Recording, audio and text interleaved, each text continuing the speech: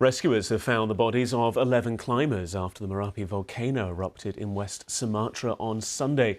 3 climbers were found alive, but 12 more are still missing. The search for them has been suspended over safety concerns, the local rescue agency said. Dozens of other climbers were evacuated from the area. The volcano threw ash nearly 10,000 feet or 3,000 metres up into the air. Mount Merapi is one of the most active volcanoes in the region and one of 130 active volcanoes in Indonesia, which sits on the Pacific Ring of Fire. Well, our correspondent Shaima Khalil is in Bangkok and has the latest.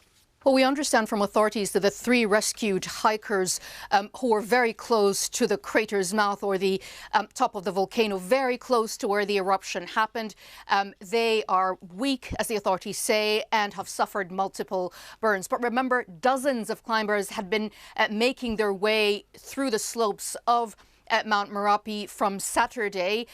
49 have been evacuated, again, many of them suffering burns as well. And if you look at the footage, it's quite dramatic. What you were talking about there, huge plumes of smoke. And I was watching the footage of through the camera of one of the ambulances driving through the streets trying to get to the foot of the mountain, to the scene, and they were just driving through streets that were covered with white ash. All the cars around them were covered with white ash as well. We understand that there are still 12 missing, but rescuers have been saying that the mission to rescue them has been suspended for the time being because of further eruption and because of risk of lava damage. And what are the authorities saying with regards to this rescue operation? Because we've read reports of workers having to take turns to carry the dead and injured down the mountain to the waiting ambulances.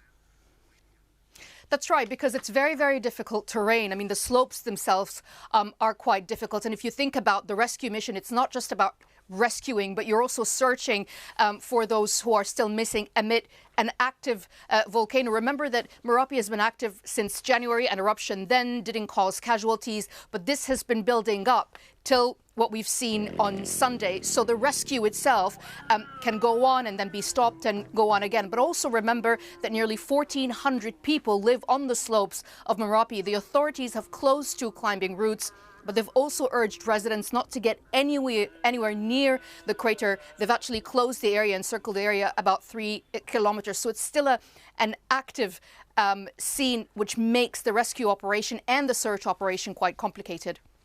Shaima Khalil.